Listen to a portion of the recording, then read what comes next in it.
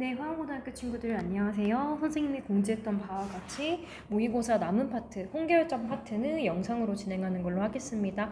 선생님이랑 이미 상한 영혼을 위하여랑 장미와 가시는 수업을 했죠. 그래서 그 프린트에 있는 걸 제가 배부를 해드렸습니다. 그래서 앞쪽에 보시면 홍계열전이 있을 건데요. 여기에 참고해서 여러분들이 꼭 같이 필기하면서 와주셔야 됩니다. 영상 많이 들어봤으니까 하는 방법 알고 있을 텐데요. 선생님은 영상 속도 및 영상의 분량을 줄이기 위해서 이미 필기를 다 해둔 상태입니다. 여러분들이 이 필기를 같이 꼭 따라오셔야 되는데요. 선생님 설명이 좀 빠를 수가 있기 때문에 영상 중간에 필기할 시간이 부족하면 멈춰가면서 영상을 보면서 필기를 하는 걸로 그렇게 하겠습니다.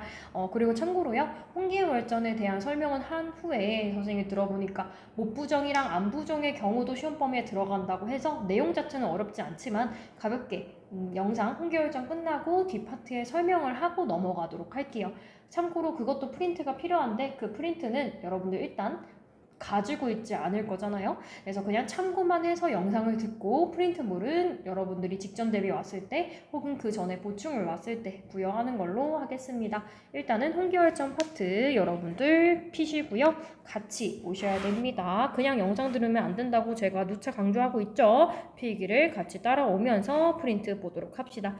자, 일단은 홍계월전입니다. 모의고사에 실려있는 고전소설 작품입니다. 이 작품을 하기에 앞서서 고전소설의 특징, 특히 여성 영웅소설로서의 특징을 알아야 하는데요. 홍계월전이라고 했을 때 홍계월이 사람 이름입니다. 그래서 여성 영웅의 이름이 되겠어요. 홍계월이라고 하는 중국 배경의 여성 영웅이 등장하는 전자라고 했으니까 이야기 전입니다. 그래서 한번 보도록 할게요. 갈래 파트부터 먼저 확인해 봅시다. 그러니까 고전소설이고요. 방금 전에 이야기했듯이 여성 영웅 소설이라고 했습니다. 그래서 일반적으로 이제 전쟁과 관련된 이야기는 남자 영웅이 등장하는 경우가 잦은데 이 작품은 여성 영웅이 등장을 하고 있습니다. 또한 군담 소설이라고 표현을 해놨는데요. 군담이라는 게 전쟁이란 뜻입니다.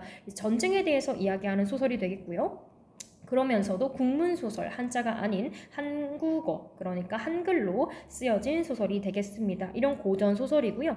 이 고전소설은 결국에 영웅소설입니다. 영웅소설이라는 게 쉽게 뭐냐면 말 그대로 히어로가 등장을 하는 거예요. 그래서 옛날 사람들이 전쟁에 대해서 뭔가 패배를 하거나 전쟁에 대해서 이기고 싶은 현실적인 욕구가 있었을 때 그 욕구를 소설에서 남아 해소하고자 한 겁니다. 그래서 영웅소설에는 일정한 틀이 있어요. 그러니까 약간 클리셰라고 우리가 얘기할 수 있죠. 그런 클리셰적인 틀이 있는데 그런 걸 뭐라고 하냐면 영웅의 일대기적 구성이라고 이야기를 합니다. 그래서 영웅이 살아가는 삶의 궤적, 조금 어려운 표현으로 삶의 궤적이라고 하는, 그러니까 삶의 흐름이 있다는 이야기입니다. 이게 정해져 있어요. 약 7개의 종류가 있는데 그거를 여러분들이 먼저 머릿속에 넣어두시고 이 구성을 여성 영웅소설인 홍계월전이 잘 따라가고 있는가, 따라간다면 어느 부분이 그러한가를 알아두셔야 됩니다. 자, 그러면 영웅의 일대기적 구성 발표해놓고 우리 잠깐 뒤로 넘어갈게요. 영웅의 일대기 구조가 그럼 정확히 무엇이냐, 이런 것들이 있습니다. 일단 여성 영웅 소설이라고 했죠. 여성 영웅 소설은 뭐라고요? 여성 영웅의 영웅적 활약상이 중심이 되어서 사건이 진행되는 작품들을 여성 영웅 소설이라고 이야기를 합니다. 그러면 홍계월전에 드러나고 있는 영웅 구조, 영웅의 일대기적 구조라는 것이 무엇이냐, 일단 볼게요. 7개 있다고 했죠. 굉장히 중요합니다. 머릿속에 쏙 넣어두셔야 되고요. 선생님이 생각했을 때 학교에서 충분히 나올 수 있는 건 이거를 본문, 보기로 주고 이걸 바탕으로 이게 드러나거나 혹은 안 드러난 부분이 소설에서 있을 수가 있는데요. 그거를 찾아보라는 이야기를 할 수도 있습니다. 그래서 알아두셔야 돼요. 자, 영웅의 일대기 구조 7개. 자연스럽게 영웅의 삶을 상상하면서 외우시면 돼요. 첫 번째, 고귀한 혈통입니다. 자, 고귀한 혈통이라는 건 영웅이 태어나기 전에 뭔가 있는 집 자식이란 얘기예요. 그래서 뭔가 양반 집안에서 태어나거나 아니면 부잣집에서 태어나거나 좀 신분이 높은 집안의 자녀로서 태어나는 경우가 많습니다. 그래서 고귀한 혈통을 가지고 있다는 게 첫 번째 특징이고요. 그 다음에 비정상적 출생이 있습니다. 그래서 출생을 할 때 우리 홍계월전에서는 그렇진 않지만 태몽이 갑자기 막 용이 튀어나왔다 이런 식으로 한다든지 아니면은 태어날 때 아래에서 태어났다든지 아니면 뭔가 임신을 했을 때 동물이 뭐 배를 쓰다듬은 것 같다든지 이런 식으로 되게 기이한 일들이 일어납니다. 이런 출생, 비정상적이고 기이하다, 그러니까 굉장히 특이하다 그런 출생이 있고요. 그 다음에 어렸을 때 위기와 시련이 있습니다. 그래서 어릴 적에 전쟁에 나서 전쟁 고아가 된다든지 부모한테 버려진다든지 이런 시련이 있는데 여기서 죽으면 안 되죠. 주인공 버프가 있습니다. 그래서 조력자의 도움을 받습니다. 이게 중요해요. 조력자. 그래서 보통 부모가 아닌 다른 존재가 와가지고 도와줍니다. 그래서 구사일생으로 살아나고 거기에서 이제 자연스럽게 드러나는 게 성장하면서 혹은 성장한 이후에 이 영웅이 굉장히 비범한 능력, 그러니까 다른 사람과는 비교되는 특출난 능력을 가지게 되는 게 드러납니다. 그 다음에 또 위기가 있어요. 그렇죠? 어렸을 때 위기 한 번, 성장한 후에 위기가 한 번 더 있습니다. 그래서 성장한 후에 보통 영웅 소설은 군담 소설이랑 같이 나오기 때문에 전쟁일 경우가 굉장히 많습니다. 성장 후에 위기가 있고요. 그 다음에 시련의 극복이 있습니다. 마지막에 어떻게 끝난다는 거예요? 해피엔딩, 잘 먹고 잘 살았습니다 라는 이 7가지의 단계가 있는데요. 이 단계를 머릿속에 가능한 넣어두시고요. 더 중요한 건 이 단계를 홍계월전의 어느 부분에서 찾아볼 수 있느냐를 여러분들이 알아두셔야 합니다. 그래서 고귀한 혈통 좀 알아두세요. 참고로 이런 표현이 있어요. 전임 이부시랑 홍무의 딸로 태어났다. 누가? 홍계월이 그렇다는 얘기예요. 홍계월이 주인공인데 이부시랑 선생님 뭐예요? 그냥 직위라고 알아두시면 돼요. 그래서 뭐 좌이정, 우이정 이런 것처럼 직위입니다. 그래서 뛰어나신 분을 가지고 있는 이게 직이에요. 사람 이름은 이거예요. 아버지 이름이 홍무입니다. 그래서 홍씨 가문의 이부시랑이라는 직책을 가지고 있는 뛰어난 가문의 홍씨의 딸로서 태어난 게 누구예요? 홍계월이란 얘기예요. 그래서 이미 태어날 때부터 있는 집 자식, 고귀한 자식이다. 이게 뭐예요? 고귀한 혈통이다라는 거 알 수 있고요. 그 다음에 두 번째, 비정상적 출생이라고 이야기했는데 태어날 때 우리 본문에서는 언급이 안 되어 있는데요. 원래 전문에서 보면 이부시랑 이제 홍무의 부인이 신비한 꿈을 꾸고 나왔다 그래요. 어떤 꿈을 꿨냐면 선녀가 이제 꿈에 나오는 꿈을 꿨는데 이런 특이한 태몽을 통해서 이 아이가, 이 홍겨울이라고 하는 이 아이가 보통 아이가 아니라 하늘이 준 뭔가 특별한 아이구나 라는 거를 미리 복선처럼 깔아둡니다. 이게 뭐예요? 비정상적인 출생입니다. 그 다음에 위기와 시련이 있을 수 있다고 했죠. 그래서 얘가 있는 집 자식으로 잘 태어났는데 문제가 있어요. 어떤 문제가 있냐? 전쟁이 발생을 합니다. 그래서 중국을 배경으로 하고 있고요. 중국 오랑캐가 쳐들어와서 이 가족이 흩어져서 고아가 됐습니다. 그래서 홍겨울은 하루아침에 어린애가 죽을 위기에 처하게 된 거죠.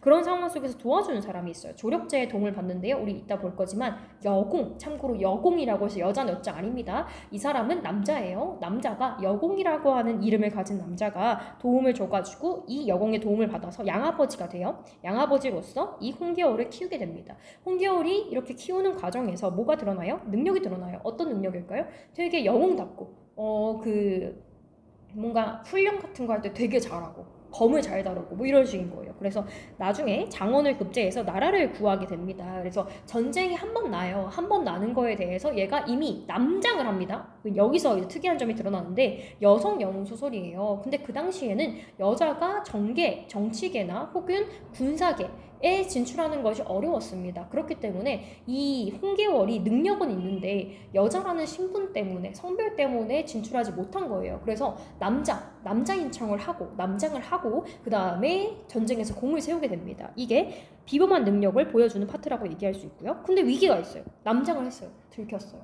자, 전쟁에서 공을 세우고 나서 천자 알아두세요. 하늘천, 자식자, 아들자 할 때 해가지고 하늘의 아들이란 뜻인데요. 이거는 왕을 지칭하는 표현입니다. 그러니까 왕한테 걸렸어요. 얘가 공을 세워가지고 확인해 보려고 하니까 알고 보니까 얘가 다쳤거든요. 전쟁에서. 다친 거를 의원한테 치료해 보라고 해가지고 치료하려고 딱 보니까 남자가 아니라 여자인 거예요. 그래서 여자인 게 여기서 들통납니다. 그럼 어쨌든 간에 공을 세운 거랑 별개로 천자한테, 왕한테 거짓말을 하고 거짓을 하고 공을 세운 거니까 결국에는 잘못이 있는 거예요. 그런 위기가 있습니다. 남장 사실이 발각이 된다라는 위기가 있고요. 그 다음에 그래서 우리 생략이 좀 되어 있는데요. 천자가 그래서 내가 너 전쟁에서 공도 세웠고 대단한 거 알겠어. 그러니까 내가 봐줄게. 남장한 거 용서해줄게. 대신에 얘가 아까 여공이라고 하는 양 아버지한테 키워졌다라고 했죠. 이 여공한테는 원래 홍계월은 양자식이죠. 친자식이 있습니다. 보국이라고 하는 남자애가 있어요. 아들내미가 있는데 걔랑 너랑 보국이랑 참고로 홍계월의 다른 이름이 있는데 편국이에요. 너랑 그 보국이랑 결혼을 하면 내가 어떻게 해줄게? 그 남장한 죄 용서해줄게 라고 해서 둘이 결혼하게 됩니다. 그래서 그게 보국인데요. 그 보국과 결혼 생활이 순탄하지가 않았어요. 왜냐면 편국, 즉 홍계월이라고 하는 얘는 성격이 장난 아니에요. 영웅이잖아요. 그래서 뭔가 되게 불같고 굉장히 불의를 참지 못하고 예의를 중시하는 그런 주인공이에요. 근데 옛날이잖아요. 이 보국이 결혼하고 나서 첩을 드립니다. 첩 아시죠? 두 번째 아내를 드리는데요. 이 첩을 드리는데 양춘이라고 하는 첩이 있어요. 이따 볼 거예요. 이 첩이 있는데 이 첩이 좀 싸가지가 없었나 봐요. 예의가 없었어. 어떻게 예의가 없었냐? 우리 홍계월이 뛰어난 사람이잖아요. 어쨌든 군인으로서 장수로서 특정한 지위를 가지고 있는 사람인데 이 양춘이가 이 첩이 이 애가 홍계월이 행차하는데 예의를 안 지켜서 인사도 안 한 거예요. 그것 때문에 홍계월이 좀 극단적이긴 하지만 화가 나가지고 양춘이를 죽여버려요. 그러니까 보국이 아니 내가 내 첩 데려왔는데 아무리 네가 나의 첫 번째 아내라지만 이 첩을 왜 말도 없이 죽이냐 해가지고 싸워요. 그것 때문에 갈등을 겪습니다.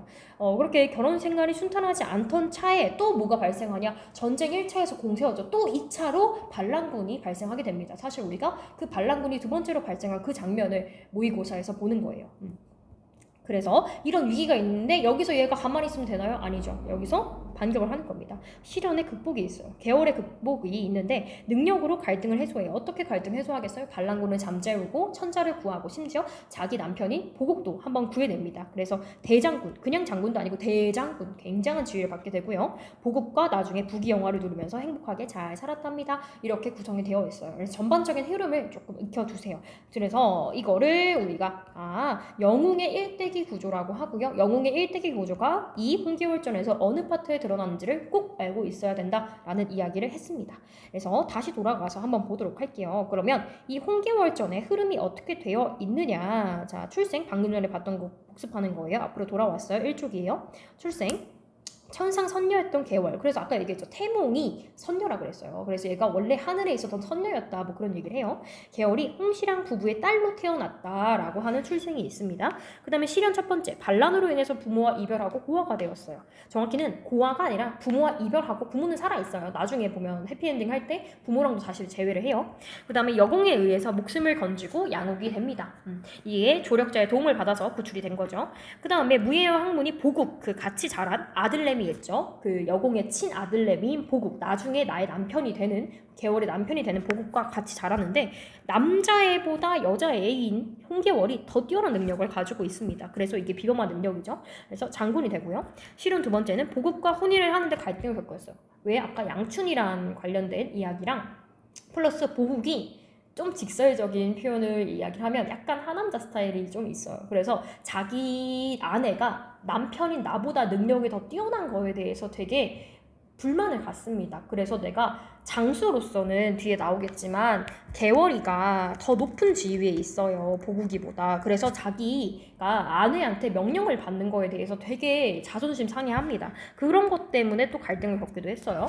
여튼 그러고 나서 의적을 정벌하고 보국과의 갈등 해소되는 그런 구성을 가지고 있습니다. 그래서 이 작품의 전반적인 특징을 보시면요. 남성보다 우월한 여성이 영웅으로 등장한다. 그래서 아주 중요한 게 여성 영웅 소설이다. 여성 영웅 소설이 몇 개 없거든요. 박시전이라든지 홍계월전이라든지 뭐 그 정도가 있는데 그 작품들 중에서 가장 유명한 작품이 되겠습니다.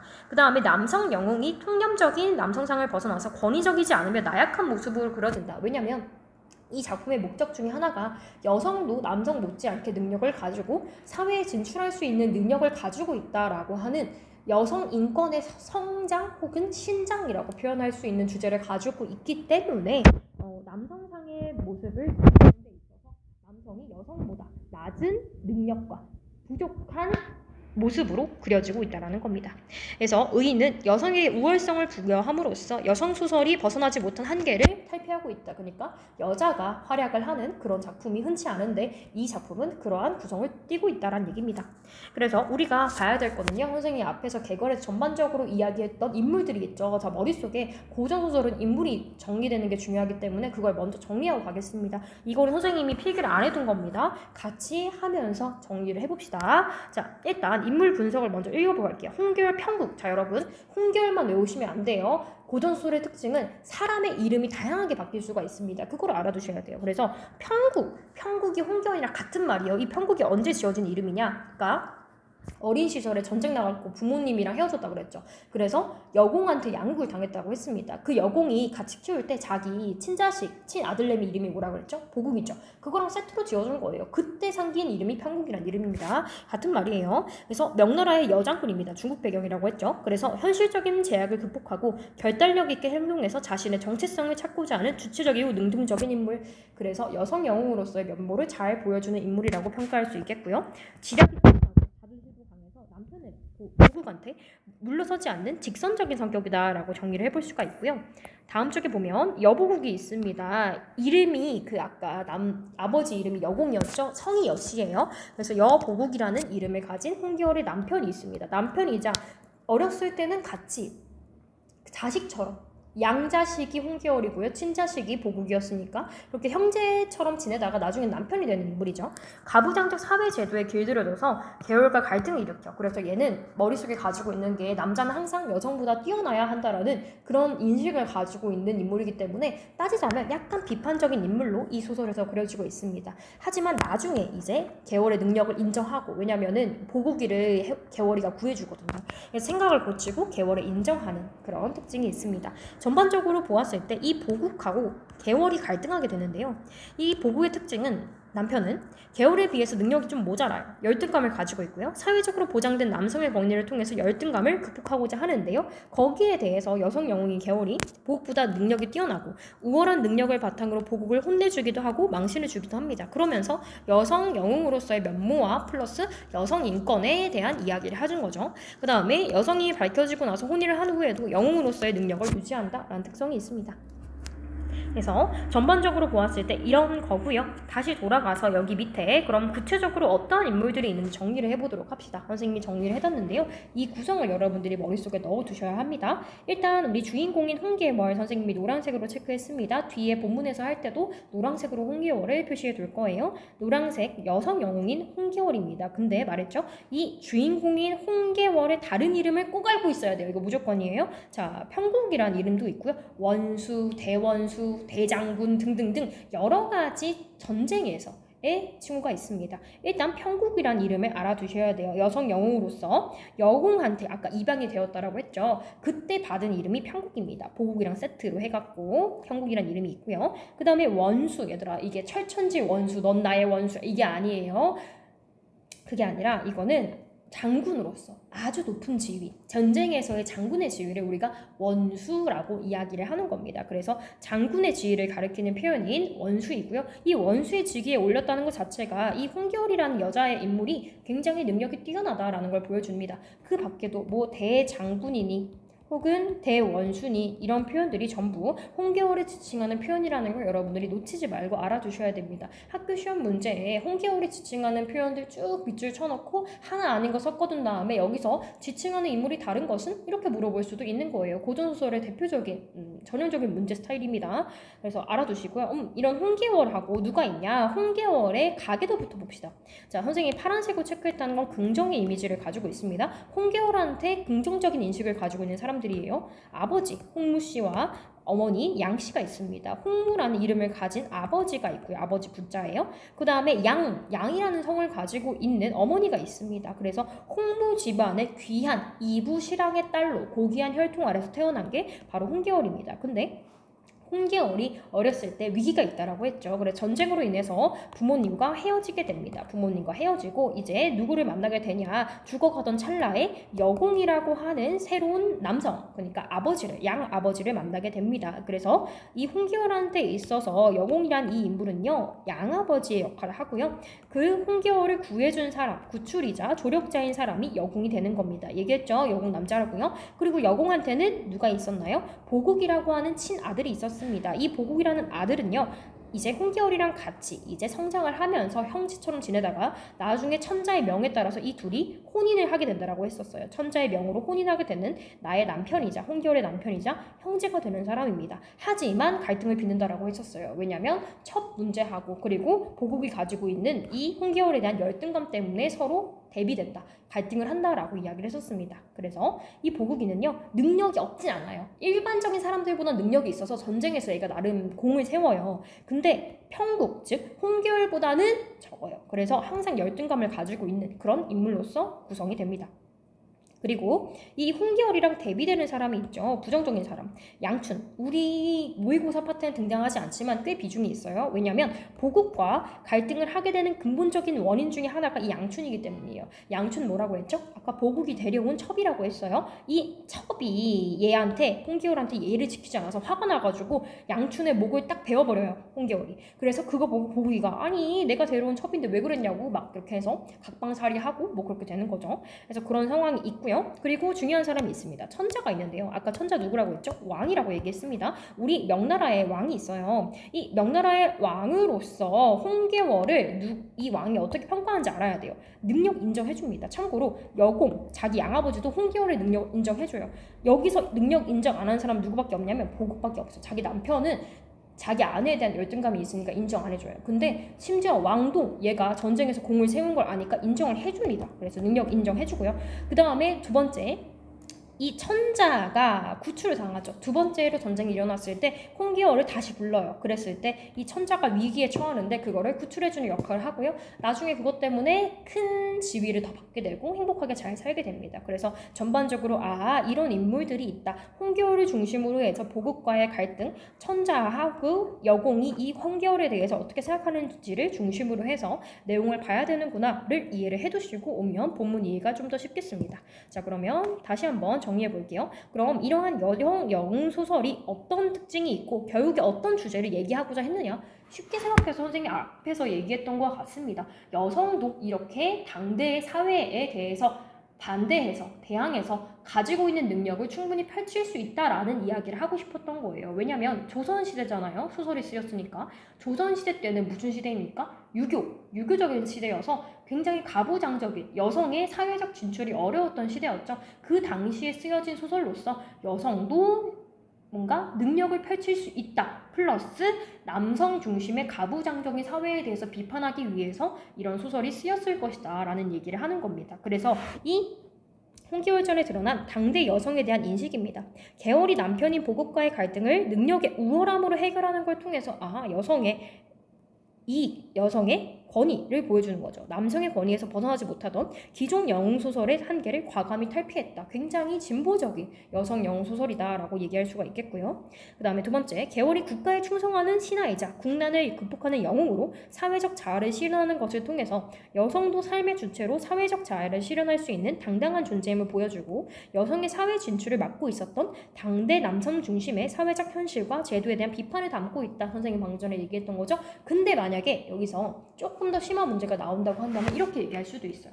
처음에 두 번째 전쟁에서는 얘가 여자의 모습으로 나갔지만 첫 번째에서는 어떻게 활약할 수 있었어요? 여성이라 그 전쟁에 참여가 불가능하니까 남장을 했죠. 근데 그 남장하고도 잘 생각해보면 결국에는 이 여성 영웅이 행한 긍정적인 행위, 공로가 모였을 때 실현한 거예요. 결국 남자 행세를 했을 때 실현한 거기 때문에 그런 점에서는 결국에 여성이라는 신분을 벗어나지 못한 게 아니냐. 남성의 지위로서 그 행동을 한 것이니까 여성으로서의 역할을 완벽히 보여주지 않은 게 아니냐. 이런 비판이 나올 수 있어요. 그래서 좀 정리하면 남장을 해서 활약상을 보였다라고 했죠. 결국에는 남자인 신분으로서만 할 수 있다는 걸 보여주는 거예요. 그래서 여성 신분으로서의 가진 한계를 완전하게 탈피하지 못했다. 만약에 진짜 여성 영웅소설이었다면 남장을 할 필요 없이 여성이 나타나는 게 드러났어야 한다. 뭐 그런 얘기예요.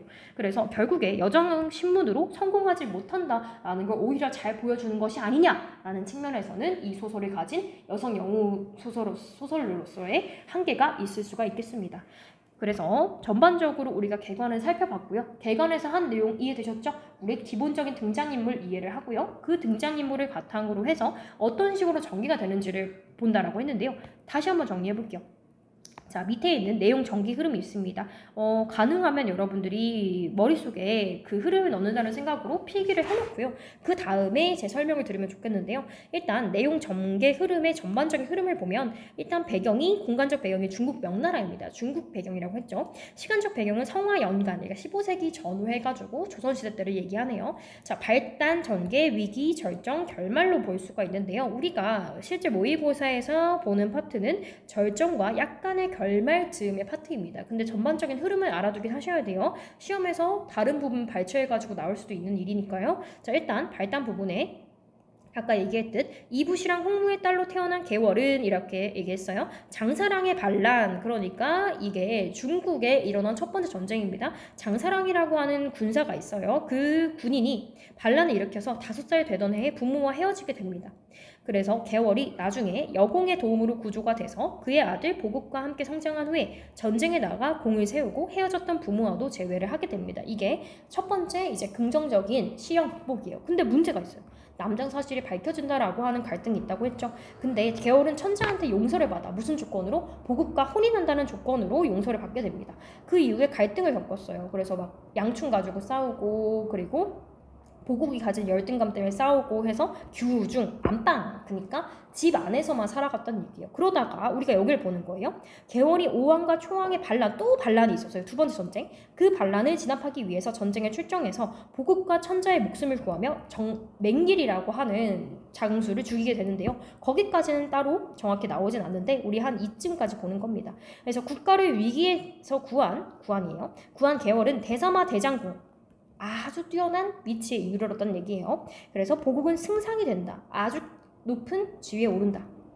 그 다음에 갈등을 해소한 두 사람이 행복하게 잘 산다라는 구성을 가지고 있습니다. 전반적인 흐름은 이렇고요. 자, 여기서도 우리가 찾아낼 수 있어야 된다고요. 어떤 걸 찾아내요? 영웅의 일대기 구조가 드러나 있는 부분을 여러분들이 체크해서 알아두셔야 된다고요. 딱 보시면 아셔야 돼요. 쓰셔야 합니다. 자, 이부시랑 홍무의 딸로 태어났다. 자, 어떤 거라고 했어요? 머릿속에 가능한 외우면서 오세요. 뭐라고요? 이부시랑 홍무의 딸로 태어났다. 어떤 혈통이다? 고귀한 혈통을 가지고 있다라는 거 써줄 수가 있겠고요. 여기에 드러나지 않지만 선녀의 태몽을 꾸었다는 것에서 비정상적인 출생, 기이한 출생도 엿볼 수가 있다는 얘기였고요. 그 다음에 어렸을 때 위기하고 시련이 있습니다. 전쟁이 나가지고 엄마 아빠와 헤어지게 되었다라는 거.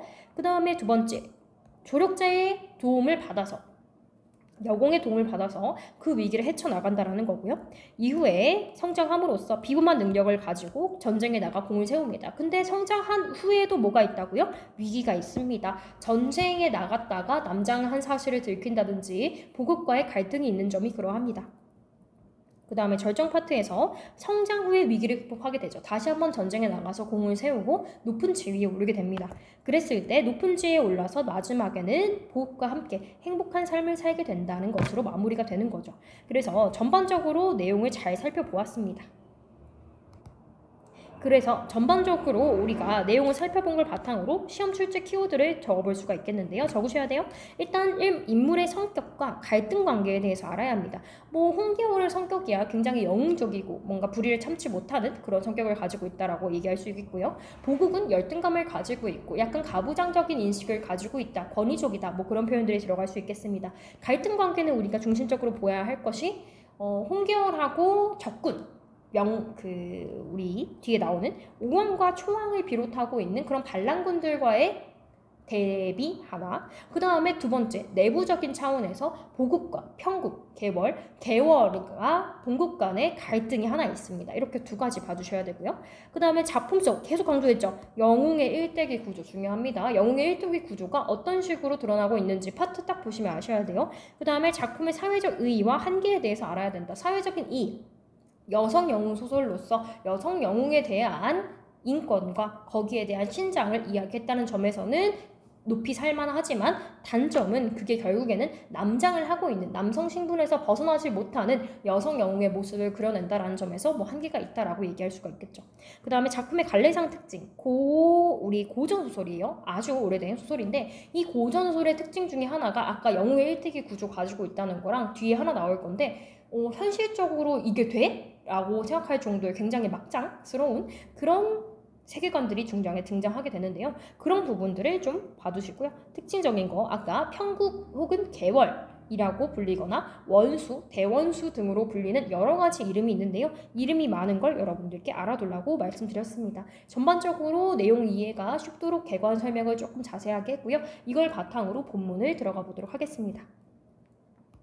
네, 그러면 본문 들어가 보도록 하겠습니다. 선생님이 미리 다 필기를 해둔 상태죠. 여러분들 참고하시라고 다시 한번 볼게요. 여기서 인물들이 좀 나오기 때문에 인물들에 따라서 색깔을 좀 달리하였습니다. 노란색이 중요한 부분이자 홍계월을 가리키는 표현들, 홍계월에 대해서 설명해주는 부분들을 노란색으로 했고요. 거기와 대비해서 부정적인 것들을 빨간색, 보국이라든지 남편의 부정적인 행위들, 그 다음에 오랑캐, 적군들에 대한 설수를 할 때 빨간색을 썼습니다. 그 다음에 연두색은 형식인데 뭐 거의 쓰진 않았어요. 그 다음에 파란색이 긍정적인 것, 그 다음에 계월에 대해서 긍정적으로 생각하는 기타 등장인물이 파란색이 되겠습니다. 자, 그러면은 작자 미상의 홍계월전 한번 들어가 볼게요. 앞부분의 줄거리에 요약이 되어 있는데 이 부분에 드러나는 영웅의 일대기 구조 같이 보면서 봅시다. 선생님이 얘기했듯이 우리 파란색이 홍계월에 대해서 긍정적으로 생각하고 있는 인물들이라고 했어요. 자, 명나라 시절 우리 배경 나와 있습니다. 중국 배경이고요. 홍시랑과 부인 양씨 우리 이미 알고 있죠. 홍시랑과 부인 양씨 그 인물입니다. 이 사이에서 태어난 계월, 자 우리 주인공이죠. 계월 체크하고요. 자, 이 두 사람을 한번 보도록 합시다. 홍시랑과 부인 양씨, 사실 시랑, 이부 시랑의 칭호 직위를 가지고 있는 거라고 얘기했으니까 여기서 드러나는 거 고귀한 혈통을 가지고 있다. 플러스 드러나진 않지만 선녀의 태몽을 꾸었기 때문에 비정상적이고 기이한 출생을 하는 영웅의 모습 볼 수 있고요. 얘는 남장을 한 채 길러지게 됩니다. 애초에 이때부터 남장을 했어요. 그 다음에 문제가 발생해 장사랑 세모입니다. 자, 이 사람도 반란을 일으킨 반란군이기 때문에 이 사람의 난이 있었어요. 그래서 어린 시절 위기가 발생하는 거 보이죠? 이런 위기가 있어서 부모님과 헤어진 계월이 있습니다. 근데 이 계월이 구출이 된다고 했어요. 누구한테? 여공, 우리 긍정적으로 생각하는 인물 나왔습니다. 참고로 여공도 계월에 대해서 긍정적으로 생각합니다. 계월의 능력을 인정해요. 심지어 자기 아들을 계월을 무시하는 자기 아들을 나무라는 장면이 좀 이따 나옵니다. 그래서 이 부분이 뭐예요? 조력자의 도움을 받는, 그래서 겨우 살아남는 그런 모습이죠. 그래서 이름이 중요하다고요. 이름 다른 이름 뭐라고요? 평국, 누구랑 세트? 보국이랑 세트가 되는 거라고 했어요. 홍계월입니다. 그래서 보국 이 같이 자라게 되는데요. 여궁의 친아들, 친자식인 보국과 함께 수학한다는 게 공부한다는 뜻이에요. 과거에 장원급제를 하게 됩니다. 이후에 여기서 장원급제를 했다는 것도 사실 무슨 능력이에요?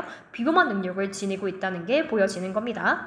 이후에 오랑캐가 두 번째 전쟁 적군이 있습니다. 그 적군이 침략하자 평국이 원래 결혼을 해서 집에만 있었다라고 했죠. 지금 여기 요약되어 있고 생략되어 있는 부분들이 되게 많습니다. 사실 그래서 장원급제를 한 이후에 전쟁에서 공을 세운다라고 이야기했었죠. 그 전쟁에서 남쟁을 하고 이 평국, 홍계월이 공을 세우는데 그러고 나서 문제가 이 개왕국이 원수가 되고 보국이 중군장이 된다는 게 있습니다. 여기서 얘가 평국이 원수가 되었다는 건 제일 대왕, 그러니까 대장이 됐다는 얘기예요. 근데 중군장이면 그 다음 지위가 중군장입니다. 그래서 여기서 드러나는 게 누가 더 뛰어나? 평국이 더 뛰어나다라는 게 드러나고 있습니다. 그래서 평국이 가진 비범한 능력을 볼 수 있고요. 계월보다 보국보다 계월이 더 뛰어난 능력을 가지고 있다는 점에서 여성의 능력이 남성보다 더 뛰어난 것으로 그려지고 있죠. 이게 뭐의 특징이라고요? 여성 영웅소설로서의 특징이란 얘기입니다.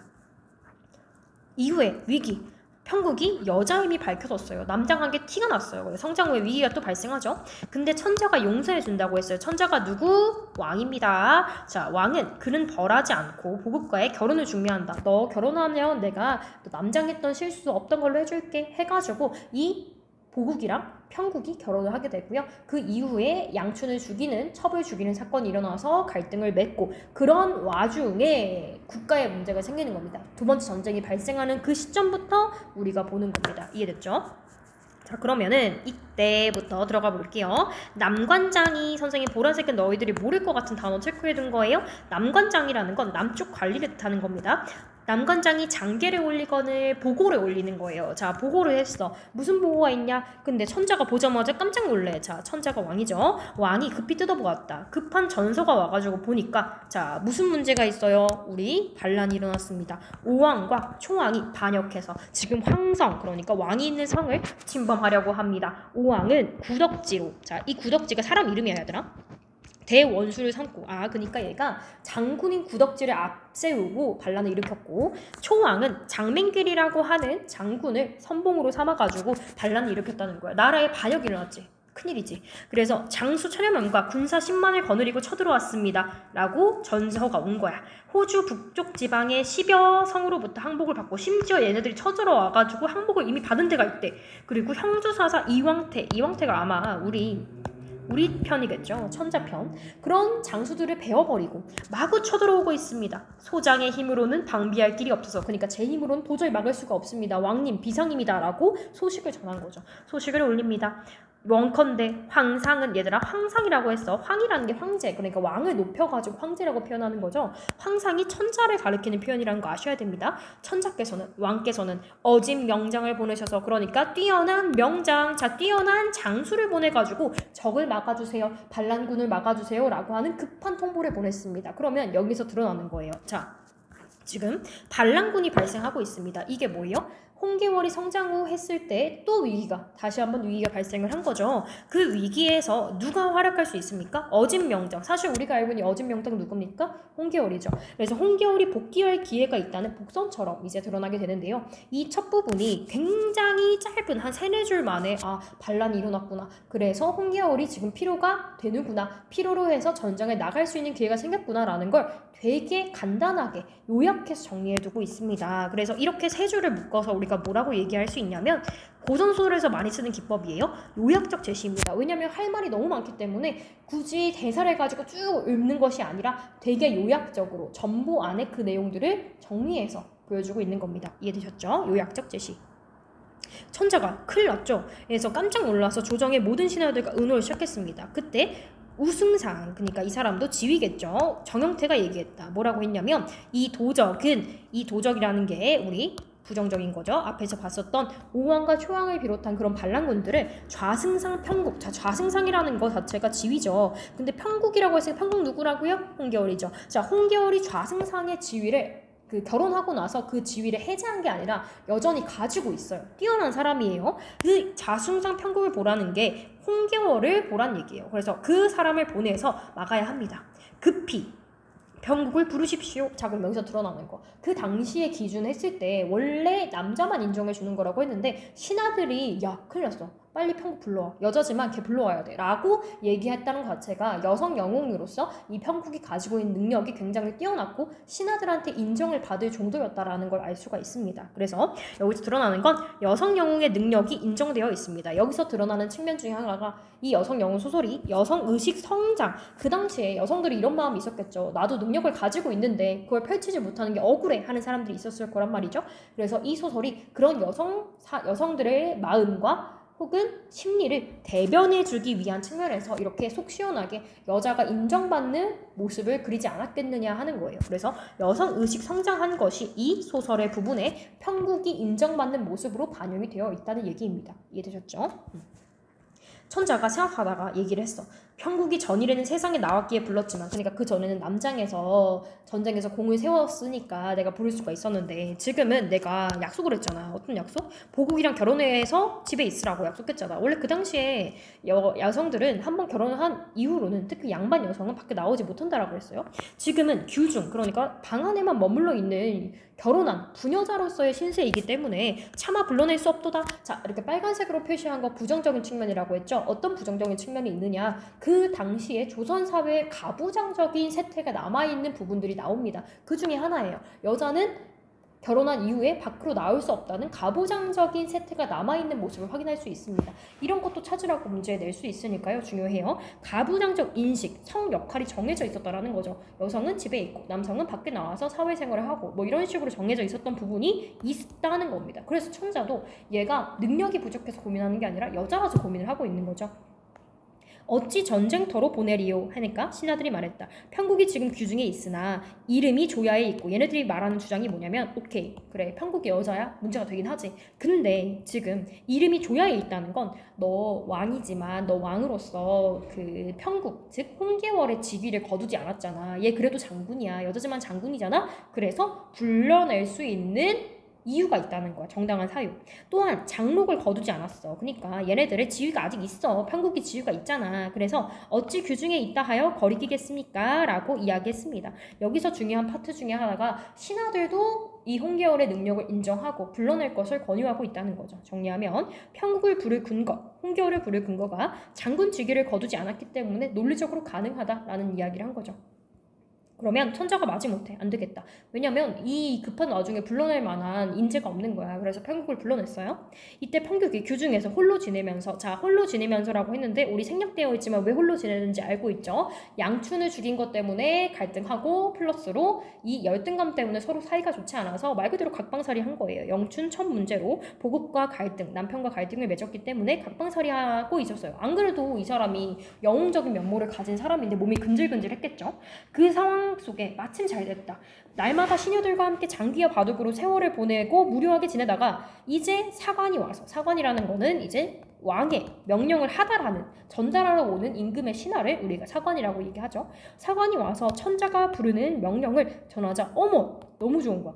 편국이 깜짝 놀라가지고 급히 여자 옷을 벗고 조복으로 갈아입은 후에 여자 옷 입고 있다가, 즉 부녀자 신분으로 결혼한 여성으로서 있다가 관원 신분, 관원이라는 게 이제 신하의 그 조정의 신하로서 오는 관원이라는 겁니다. 그 관원의 신분으로 갈아입은 후에 사관을 따라서 들어가 천자 앞에 엎드렸다. 천자한테 이제 감사 인사를 전하는 거죠. 천자가 매우 기뻐하며 얘기했다. 네가 누구야? 편국이죠. 자, 너가 교중에 머문 후로는 오래 보지 못하여 밤낮으로 보고 싶더니 이제 경을 보니 매우 웃기도다. 자, 얘들아 봤을 때 경이 누구예요? 이러고 있으면 안 돼요. 경이라는 건 존중해서 부르는 표현이죠. 무슨 경 이렇게 부르는 건 보통 군인을 존중해서 부를 때 이야기하는 표현입니다. 이게 편국을 가리킨다, 계월을 가리킨다는 걸 알고 계셔야 되고요.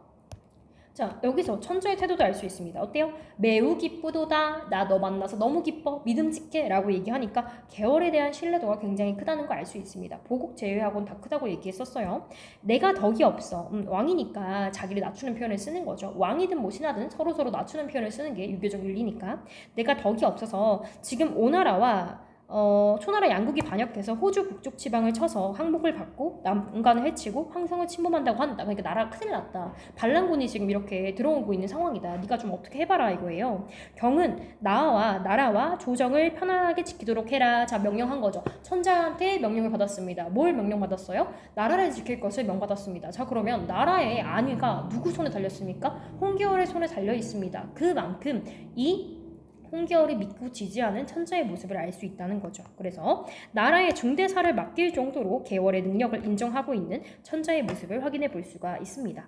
자, 그러면 이제 본격적으로 하이라이트인데 편국이 엎드려서 아르게 됩니다. 신첩이. 자, 신첩이라는 것도 자기를 낮추는 표현인데요. 신첩도 누구를 가리킨다? 편국을 가리키는 표현인 걸 알아두셔야 합니다. 그래서 낮춤의 표현이에요. 신첩이 외람되게 폐하를 속이고, 자, 폐하를 언제 속였지? 이러면 안 돼요. 우리는 내가 다 설명했으니까. 언제 속였어요? 처음에 전쟁 나갔을 때 남장을 해가지고 남자인 척 행색을 한 게 속인 거죠. 남장을 하고 전쟁에 나간 일을 폐하를 속였다라고 이야기를 하는 겁니다. 그 다음에 높은 공우 장록을 영화롭게 지내다가 항공하게 이런 직위를 받아 살아가는 게, 내가 죄를 지었는데 이렇게 직위를 받아서 편안하게 사는 게 다 왕 덕분이었다. 너무 겸손하게 이야기를 하는 거죠. 그래서 신첩의 죄를 용서하시고 이처럼 사랑하시니 신첩이 비록 어리석으나 나를 낮춰서 표현하고 있어요. 온 힘을 다해서 성은을, 임금의 인을 만분의 1이나 갚고자 합니다. 그랬어요. 굉장히 과장해서 표현한 거죠. 내가 너의 명을 들어가지고 이 명을 수행을 하면 너의 은혜의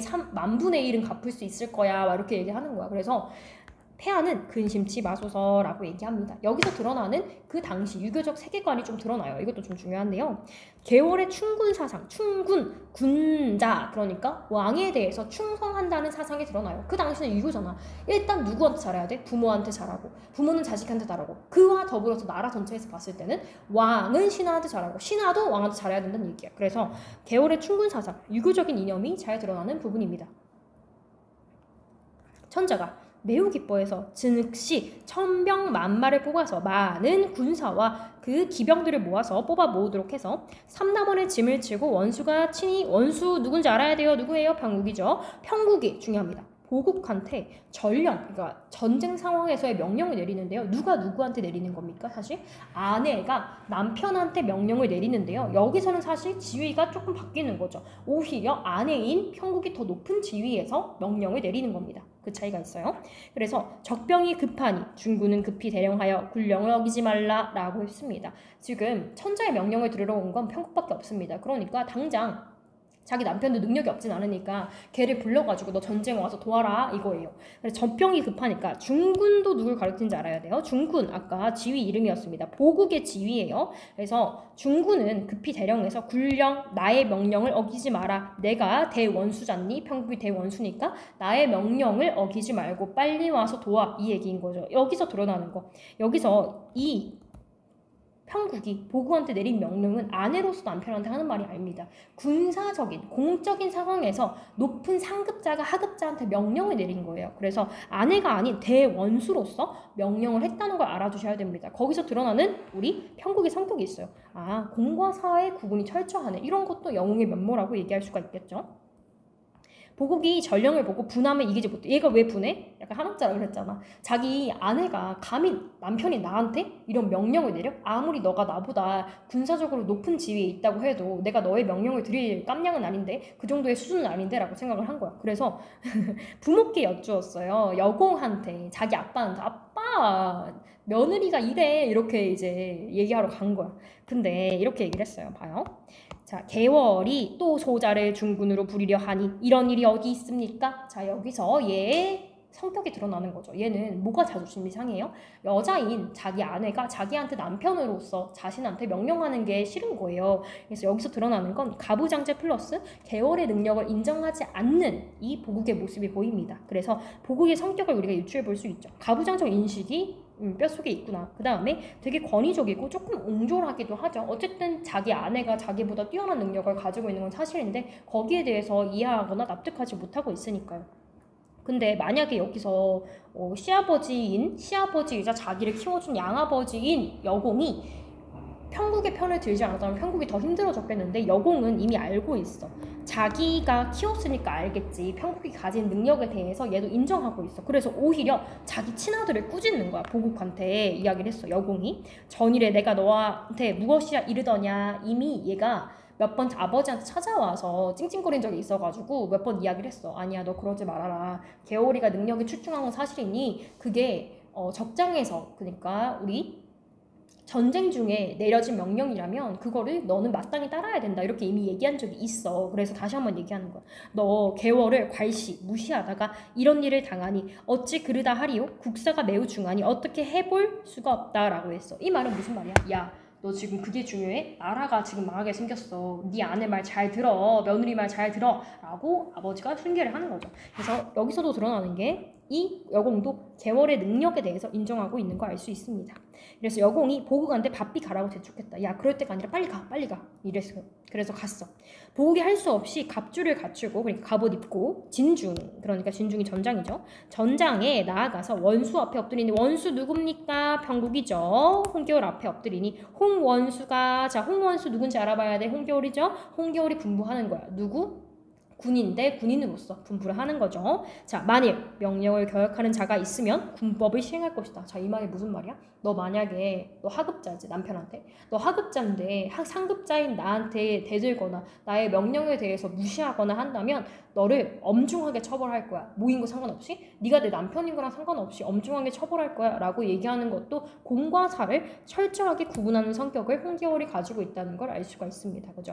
그래서 보국이 두려워하면서 얘도 이제 아내의 카리스마에 조금 눌린 거죠. 기가. 그래서 진군 처소로 돌아와서 명령 내리기를 기다렸다. 홍원수가 홍겨울이 장군들에게 각각의 임무를 정하고 추구월 갑자일에 행군했다. 날짜가 나와 있어요. 추구월이라는 건 가을 추자 해가지고 9월이야. 그 다음에 갑자일은 첫날이라는 얘기예요. 거의. 그래서 첫날에 이제 행군을 했습니다. 11월 초일에 남간의 당도에서 3일 동안 군사를 머물게 하고 즉시 떠나 5일에 천축산을 지나 영경류에 다다랐다. 적병이 평영 광야에 진을 쳤는데 굳세기가 철통 같았다. 무슨 얘기냐면 쭉 전진했어. 적군이 있는 데까지. 근데 가니까 아이고 쉽지 않겠는 거야. 싸움이 강한 병력을 가지고 있었다는 얘기죠.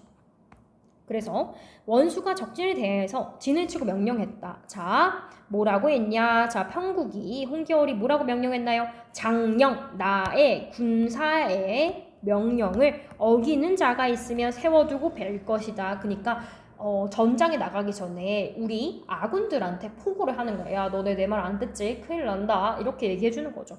호령이 서리빨 같았다. 모든 장수들과 군졸들이 두려워하며 어찌할 줄을 몰라 했다. 보국 또한 매우 조심했다. 그래서 남편도 이제 기가 놀릴 정도로 굉장히 카리스마 있는 영웅적인 면모를 볼 수가 있습니다. 평국의 영웅적인 면모, 굉장히 통찰력이 있다. 군사 지휘력이 있다. 라고 얘기할 수 있겠죠. 이튿날 원수 누구라고요? 평국이고요. 보국 중군이란 지위 이제 알고 있죠. 원수가 중군한테 자기 남편한테 분부를 한 거예요. 오늘은 중군이 나가 싸우라. 야, 오늘 너가 나가서 한번 싸워봐. 이렇게 이야기한 거야. 그랬더니 중군이 명령에 순종해서 말에 올라서 삼척 장검을 들고 적진을 가리키며 외쳤다. 얘도 능력이 아내보다 부족할 뿐이지 없진 않다고 했어요. 능력 있어요. 나는 명나라 중군대장 보국이다. 라고 적진한테 포고를 하는 거야. 대원수의 명을 받아. 대원수의 누구? 대원수 누구? 평국 홍계월 명을 받아. 너의 머리를 베어하니 너희는 밥비나와 나의 칼을 받으라 했어. 그랬을 때 적장, 얘들아 적장이라고 하면 알아봐야 돼. 적군의 수장인 운평이라는 오랑캐가 있어요. 적군. 운평이 이 소리 듣고 대로하여 뭐야 저 자식이 한번 도발을 하네 해가지고 나와서 말을 몰고 나와 싸웠다. 근데 대단해. 3번을 채 거르지도 못해서 보국의 팔이 빛나더니 번쩍 하더니 운평의 머리가 말 아래 떨어졌다. 한 번에 죽여버렸죠. 굉장히 뛰어난 능력 가지고 있습니다. 다만 홍계월이 더 뛰어나서 그게 좀 가린 거죠. 그 다음에 적장 운경, 이름도 세트예요. 운평, 운경. 그 다음에 운경이가 그거 보고 어머 무슨 일이야 해가지고 운평의 죽음을 보고 분을 내며 말을 몰아 달려들었다. 보국이 승리의 기세가 등등해서 장검을 높이 들고 싸웠다. 두어 차례 겨루기도 전에 보국이 칼을 날려 칼을 들고 있는 운경의 팔을 치니 운경이 미쳐 손을 놀리지 못하고 팔을 든 채 말 아래로 떨어졌다. 또 죽였죠. 굉장히 대단한 능력입니다. 그러면 여기서 드러나는 거 보국이 운경의 머리를 들고 본진으로 돌아오고 있었다. 적장의 머리를 베어가지고 오는 게 이제 군사 전리품이잖아요. 그래서 보국도 전쟁에 활약을 하고 있는 걸 볼 수 있습니다. 승승장구해서 잘했네요. 근데 문제가 있어요. 이때 그냥 보낼 수 없지. 적장에 구덕지가 있어요. 아까 맨 처음에 오왕과 초왕에 이제 대동하는 군사 중에 제일 높은 사람이 있었어요. 그게 구덕지예요. 구덕지가 크게 노해가지고 장검을 높이 들고 말을 몰아서 고함치며 이 녀석 하면서 달려들었을 때 또 남대없는 적병들이 사방에서 달려들었다라고 했어. 문제가 발생하죠. 위기가 발생하는 거야. 적병들이 오죠. 그래서 보국이 다급하게 피하려고 했는데 한순간에 적읍이 함성치면서 와 하면서 보국을 천여겁 에워쌌다라고 했습니다. 보국이 위기가 발생했어요. 보국의 절체절명 위기. 여기에 나올 수 있는 한자성어 충분히 나올 수 있습니다. 진퇴양난. 앞으로도 뒤로도 갈 수 없는 위치에 처하다. 그 다음에 사면에서 들려오는 소나라의 노래 해가지고 굉장히 발 디딜 수 없는 어디로 물러날 수 없는 처지에 있다라는 겁니다. 사세가 위급함에 보국이 하늘을 우러다보면서 산식했다. 아이고 내가 이제 죽는구나 했는데 자 여기서 원수가 누굽니까? 우리 평국이죠. 장대에서 높은 곳에서 원래 장수들은 전반적인 전쟁의 흐름을 보고 있잖아요. 보고 있다가 큰일 난 거야. 우리 남편이 죽으려고 그러네? 북을 치다가 보국의 위급함을 보고 급히 말을 몰아서 장검을 높이 들고 좌충우돌하여 적진을 해치고 들어가서 구덕지의 머리를 베어들고 한순간에 막 뛰어가갖고 전장에 있는 장군의 머리를 딱 뱄어. 그랬을 때 보국을 구원한 후에 몸을 날려서 적진 속을 헤집고 다녔다. 동해 번쩍 하더니 어느새 서쪽에 있는 적장을 베고 남쪽으로 가는 듯 하더니 어느새 북쪽에 있는 장수를 베고 좌충우돌하여 적장 50여 명과 군사 1000여 명을 한 칼로 쓸어버리고 본진으로 데려왔다. 얘들아 쭉 봤어. 말이 되니? 사람이 현실적으로 이렇게 빠르게 해가지고 수십 명, 수천 명을 한순간에 일망타진하려는 건 굉장히 힘든 일입니다. 이건 약간 과장된 면모가 있다고 얘기할 수 있겠죠. 하지만 이게 뭐이기 때문에 고전소설이기 때문에 좀 비현실적인 면모가 있는 겁니다. 이해를 해두시고요. 정리해볼게요. 위기의 극복이죠. 누구 덕분에? 보국이 계월 덕분에, 평국 덕분에 목숨을 건졌습니다. 그러니까 태도가 우리 나오진 않지만 변화하게 되겠죠. 어때요? 자기 아내에 대해서 목숨도 구해줬으니까 인정을 하게 되는 겁니다. 그래서 그래서 여기서 드러나는 건 홍계열의 영웅적인 면모, 엄청나게 뛰어난 장수예요. 그 다음에 두 번째, 고전소설의 비현실성이 드러나고 있습니다. 아무리 그래도 현실적으로 이런 능력을 가진 건 불가능하니까요. 이런 걸 뭐라고 하냐? 조금 어려운 표현으로 전기성이라고 합니다. 전기, 전하다, 기이한 이야기. 그러니까 현실적으로 말이 안 되는 이야기를 전하다, 전기성이라고 해요. 맞죠? 이렇게 많은 수의 장병들을 한순간에 베는 건 어려우니까요. 그랬더니 얘가 하는 말이 너무 웃겨요. 자, 보국이 원수 보기를 부끄러워하니 원수가 보국을 꾸짖으며 조롱했다. 그러니까 이제까지 자기 아내를 무시하다가 오히려 아내한테 목숨을 구원받으니까 얘가 쪽팔려서 고개를 붙든 거야. 그러니까 얘가 뭐라고 하냐면 저러하고 평일에 남자라 칭하리요 라고 했어. 이거는 뭘 꼬집는 거냐면 가부장제의 가치관을 중시했던 남편이 실제로는 여성보다 낮은 능력을 보이니까 거기에 대해서 비판하고자 이렇게 조롱하는 거야.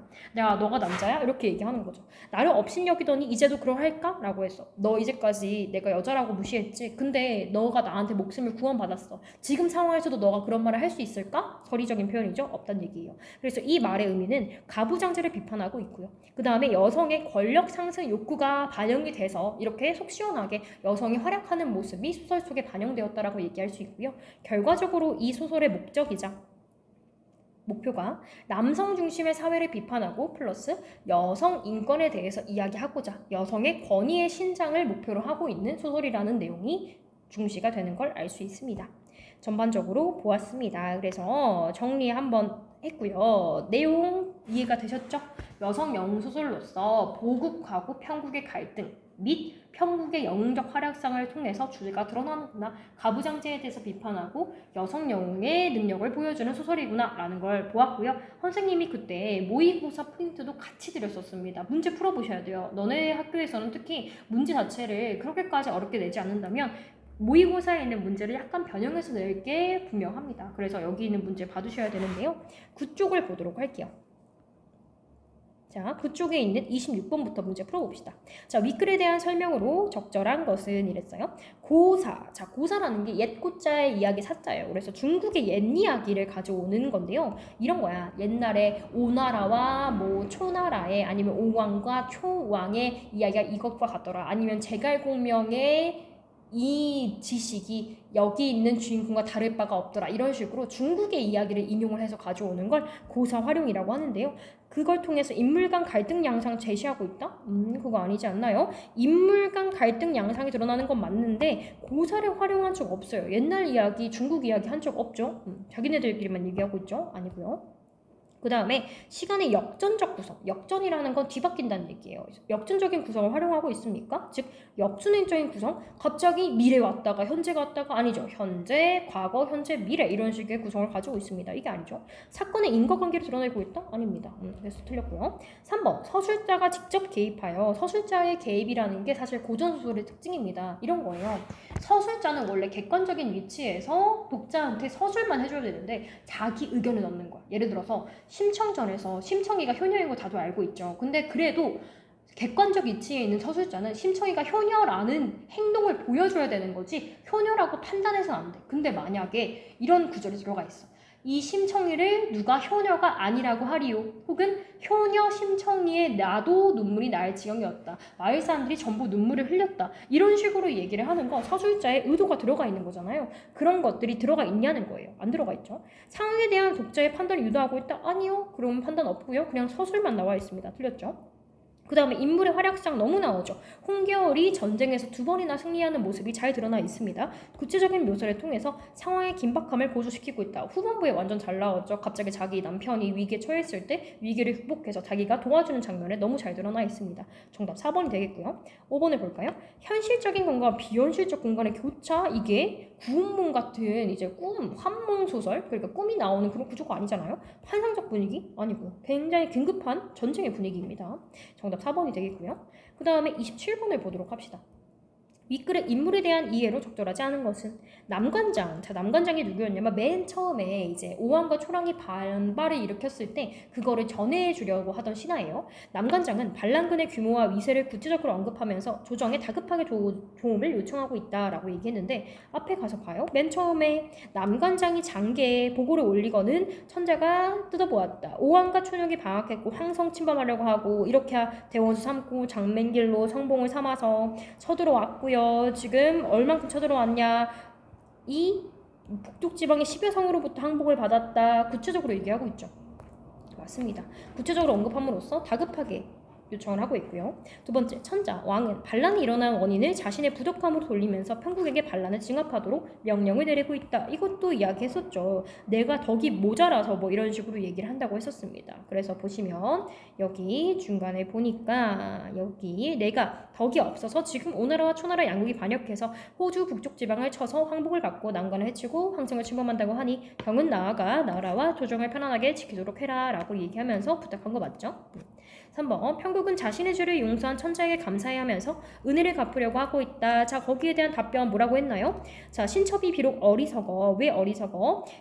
폐하를 속였고 내가 신첩의 죄를 지었기 때문이야. 그래서 황공하다. 그래서 이 어리석지만 힘을 다해서 만분의 1이나 서원을 갚으려고 한다. 근심치 마세요 라고 얘기했잖아요. 그래서 이 보국이 어떻게 하고 평국이 자신의 죄를 용서한 천자에게 감사를 하면서 은혜를 갚으려고 하는 거 맞습니다. 그 다음에 여국은 사적인 일보다 공적인 일을 중시하면서 보국이 개월의 명령을 따라야 한다라고 판단하고 있습니다. 중간에 아버지한테 가서 이야기했을 때 그렇게 이야기를 했었죠. 볼까요? 다시 보니까 전일에 내가 너한테 무엇이라 이르느냐. 국사가 매우 중하니 어떻게 해볼 수가 없다. 공적인 일을 더 중시하고 있는 아버지의 태도 알 수 있습니다.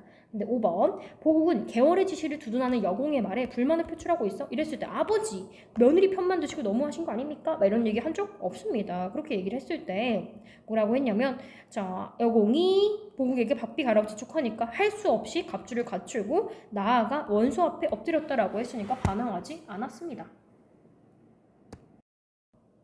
그러니까 정답이 5번이 될 수가 있겠죠. 그 다음 28번을 보도록 하죠.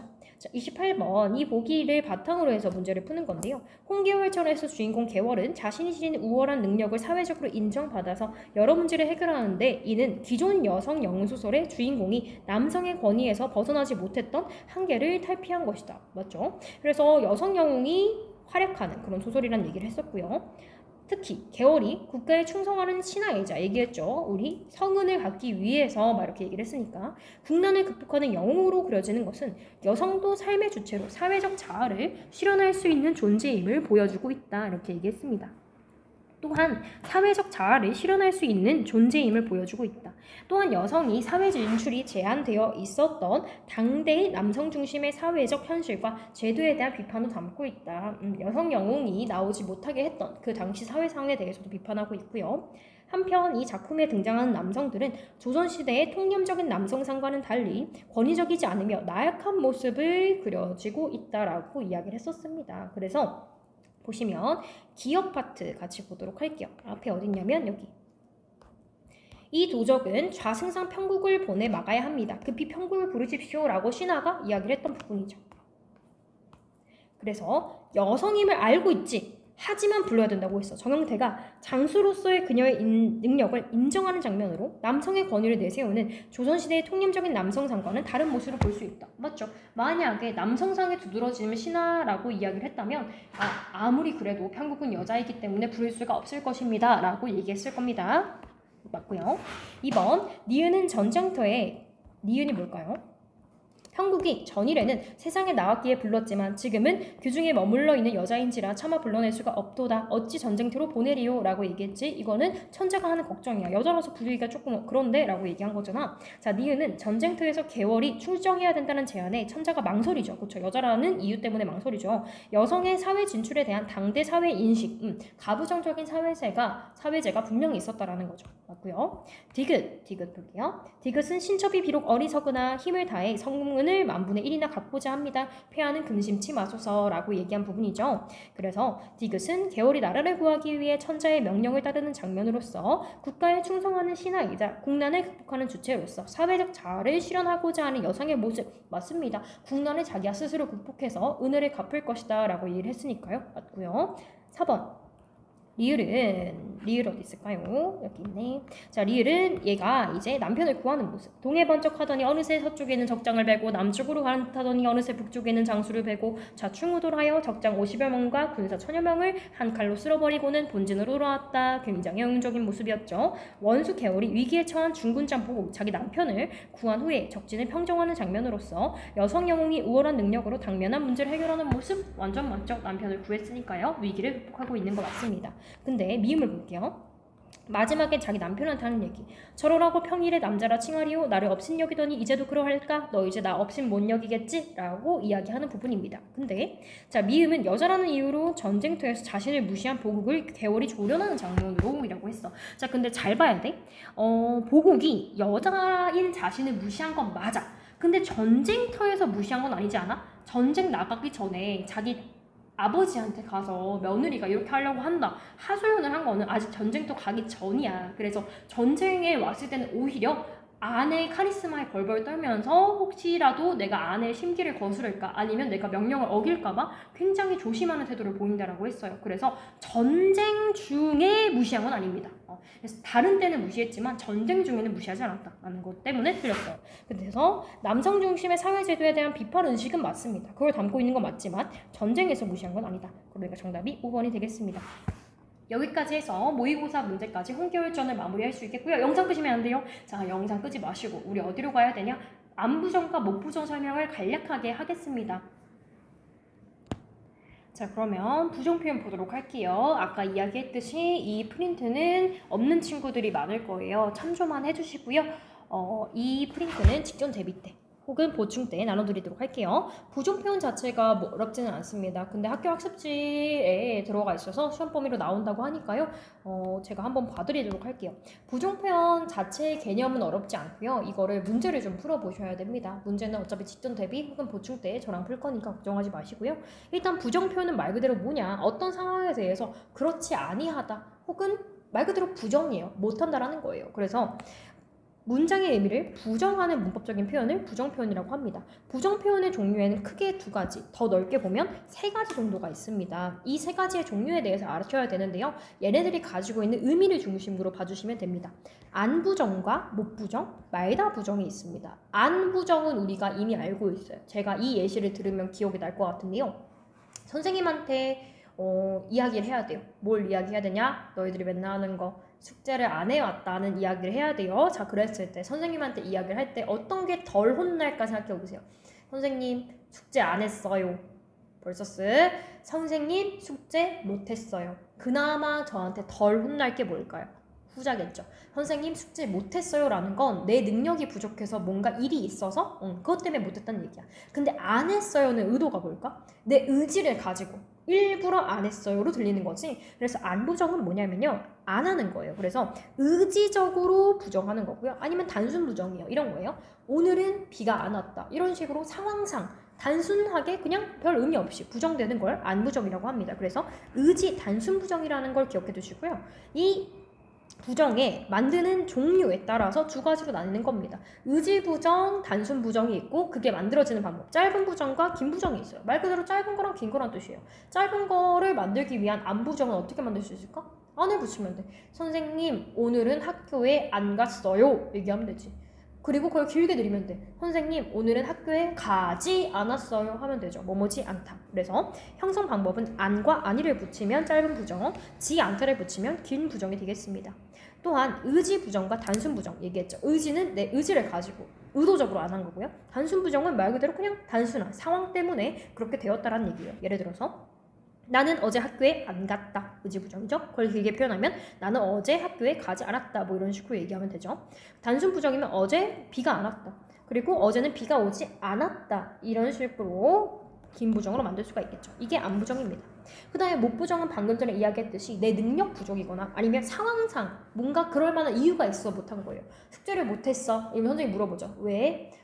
다른 학교 숙제가 너무 많았어요. 다른 학원 숙제가 너무 많았어요. 수행평가가 있었어요. 이런 것들이 이유죠. 그럼 외부적인 상황 아니면 내 능력 부족. 선생님 제가 이거를 다 할 자신이 없었어요. 뭐 이런 식의 능력 부정이 될 수가 있겠죠. 그래서 능력 부정이자 외부 원인 부정입니다. 그래서 짧은 부정과 긴 부정이 있습니다. 얘도 짧은 부정은 짧게 선생님 숙제를 못했어요. 근데 그걸 길게 표현하면 숙제를 하지 못했어요. 이렇게 되는 거지. 지 못하다와 못으로 만들 수가 있습니다. 그래서 능력 부정이면 나는 글을 못 읽는다. 그죠? 나의 능력 부족이죠. 그 다음에 그걸 길게 표현하면 나는 혹은 그는 글을 읽지 못한다. 그 다음에 외부 원인 부정이 있을 수가 있습니다. 그래서 차가 없어서 못 간다. 이건 내 능력 부족이 아니라 상황상 그렇게 됐다는 얘기죠. 그 다음에 차가 없어서 못했다. 가지 못했다. 이렇게 길게 만들어줄 수 있다는 얘기입니다. 그 다음에 말다 부정이 있어요. 말다 부정이 왜 있냐. 앞에 있는 애들의 특징이 있어요. 명령문과 청유문을 사용할 수가 없습니다. 한번 해보세요. 우리 학교에 안 가라? 이상하죠. 그 다음에 우리 학교에 안 가자. 사실 안 가 선생님 안 이상한데요? 아니요. 이상한 건데 우리가 잘못 쓰고 있기 때문에 이상하다고 느끼지 못하는 거예요. 마찬가지입니다. 학교에 못 가라. 못 가자. 이상하죠? 이거는 이런 것들이 이제 안부정과 못부정에 사용되지 못하는 친구들이기 때문에 걔네들을 사용하기 위해서 말다 부정을 쓰는 겁니다. 여기서는 쓸 수 있어. 야, 우리 학교 가지 말자. 청유할 수 있죠. 우리 학교 가지 다음엔 학교 가지 마라. 어머, 이게 무슨 말이니? 어쨌든 명령문과 청유문에 대해서 이야기를 하는 걸 이야기합니다. 자, 여기 청유문 오늘은 그곳에 가지 말자, 가지 말아라 얘기할 수 있고요. 또한 이런 것도 쓸 수 있어요. 기원의 의미로서. 그래서 오늘은 춥지만 말아라 기원의 의미를 이야기할 수 있습니다. 이게 기본적인 부정 표현에 대한 설명이고요. 이 부정 표현에서 많이 나오는 문제가 이거예요. 중의적 부정이 있을 수 있습니다. 중의적이라는 것 자체가 뭐예요? 의미가 두 가지 이상으로 해석이 될 수 있다는 얘기를 우리가 중의적 표현이라고 해요. 안부정과 못부정에 중의적 의미가 있을 수 있어. 예를 들어서 이 중의성이 있을 때 어떻게 해석을 하느냐를 알기 위해서는 바로 예문을 보는 게 좋아요. 나는 선생님께 주의를 안 받았다. 잘 생각해보세요. 나는 선생님께 주의를 안 받았다라고 했을 때 머릿속에 떠오르는 게 내가 선생님한테 주의를 받지 않고 오히려 칭찬을 받는 뭐 그런 상황이 떠올릴 수가 있겠습니다. 그러면 어떻게 해석을 한 거냐면 주의를 부정한 거예요. 포인트가 내가 주의가 아닌 다른 걸 받았어요. 칭찬을 받든 혹은 격려를 받든 다른 게 될 수가 있고요. 다르게도 해석할 수가 있어요. 나는 선생님께 격려 혹은 주의를 안 받았다라고 했어. 그러면 내가 안 받은 거 다른 애는 받았을 수 있다는 얘기야. 나는 잘해서 안 받았어. 다른 애들은 주의를 받을 만큼 실수를 해서 받았어 라고 하는 내가 부정될 수 있는 겁니다. 내가 아니라 다른 사람이 주의받는다 또 있을 수 있고요. 아니면 이렇게 할 수도 있어. 나는 선생님께 주의는 안 받았어. 이렇게 얘기하면 선생님이 아닌 다른 사람한테는 주의받았을 수도 있다는 얘기야. 그래서 선생님이 부정됐을 때 선생님이 아닌 다른 사람에게 주의를 받았다라고 얘기할 수도 있는 거죠. 그래서 이 안부정의 중의성 이렇게 여러 가지로 해석될 수 있는 여지가 있는 걸 어떻게 해석하냐. 선생님이 방금 전에 얘기했던 것처럼 강세를 붙여 포인트, 악센트를 줘가지고 얘기할 수도 있고요. 보조사를 써가지고 해결할 수도 있습니다. 나는 선생님께는 주의를 안 받았어. 이러면 다른 사람한테 받았다는 얘기일 수도 있고요. 그 다음에 나는 선생님께 주의는 안 받았어. 이렇게 얘기하면 주의가 아니라 뭐 다른 걸 받았을 수도 있다는 얘기예요. 이렇게 보조사를 붙여가지고 중의성을 해소할 수 있습니다. 마찬가지로 못부정의 경우에도 중의성이 있을 수가 있어요. 이렇게 볼게요. 나는 국을 모두 먹지 못했다라고 했을 때 의미가 두 가지일 수 있어요. 내가 국이라고 하는 거에 한 수도도 못 됐어요. 아니면 한 수저 몇 수저는 됐는데 다는 못 먹었어요 의 의미가 될 수도 있어. 그래서 일부는 먹고 먹지 못했다 아니면 전혀 먹지 못했다의 의미가 될 수 있는데 이것도 내용을 보충해 주거나 보조사를 붙여가지고 해소할 수 있습니다. 예를 들어서 나는 국을 모두는 먹지 못했다라고 얘기하면 먹긴 먹었는데 다는 못 먹었다는 얘기죠. 보조사를 붙여서 해결할 수 있고요. 아니면 내용을 보충해서 나는 국을 일절 전혀 먹지 못했다 이렇게 얘기하면 되는 거죠. 아니면 다 오지 않았다도 쓸 수 있어요. 사람이 다 오지 않았다. 사원고등학교 수업이 6시 반이에요. 근데 6시 반에 친구들이 교실에 아무도 안 왔어요. 이때 선생님이 이렇게 얘기할 수 있지. 애들이 다 안 왔네 이렇게 얘기하는 것도 맞죠. 근데 다 오지 않았다의 의미가 이거일 수도 있어요. 자, 예를 들어서 영상을 듣고 있는 여러분들 중에 한 명이 딱 왔어요. 한 명만 딱 와도 선생님이 교실에 이렇게 얘기할 수 있어요. 사람들이 애들이 다 안 왔네? 얘기할 수 있지. 그래서 이 다 안 왔다의 의미가 정말 한 명도 안 왔냐? 아니면 몇 명은 왔는데 몇 명이 안 왔냐의 의미로 두 가지로 해석될 수 있는 거야. 이게 중의성이죠. 근데 이거를 해석하기 위해서 마찬가지로 내용을 보충하거나 보조사를 붙여주면 되는 겁니다. 사람들이 다는 오지 않았다. 그럼 몇 명은 왔는데 몇 명은 안 왔다는 얘기예요. 근데 사람들이 전혀 한 명도 오지 않았다. 이렇게 내용 보충하면 정말 아무도 오지 않았다라는 의미가 되는 거죠. 그 다음에 세 번째 이중부정이라는 게 있어요. 이중부정은 뭐냐? 강한 부정은 강한 긍정이다 라는 표현이 있습니다. 그래서 강한 긍정을 이야기할 때는 뭘 쓴다? 오히려 이중부정을 쓴다는 거죠. 나는 학교에 안 가지 않았다. 같은 얘기죠. 나는 운동을 하지 않을 수 없다. 해야 된다는 얘기죠. 그래서 여기까지 해가지고 화원고등학교 홍계열전하고 안부정, 못부정 마무리하는 걸로 하겠습니다. 고생하셨고요. 영상 잘 들으시고 직전 보강 때 보도록 하겠습니다.